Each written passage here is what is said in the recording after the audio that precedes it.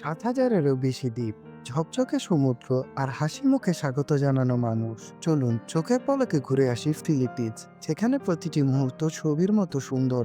পালাওয়ান বিশ্বের সেরা দ্বীপগুলোর একটি। এখানকার লাগুনে কায়াকে ঘুরে বেড়ানো আর নীল সবুজ জলের মাঝে পাহাড়ে ঘেরা দ্বীপ যেন জলের উপর রাজ্য।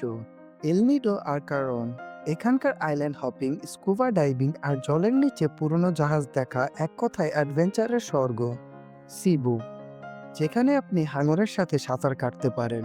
আর কাছে আছে কাওসান জলপ্রপাত আর ক্যানিওনিয়ারিং, যারা অ্যাডভেঞ্চার ভালোবাসেন তাদের জন্য পারফেক্ট। ওহলে আছে চকলেট হিলস, শত শত ছোট ছোট পাহাড় একসাথে। আর আছে ছোট্ট টার্সিয়ার বানর, পৃথিবীর সবচেয়ে ছোট প্রাইমেট।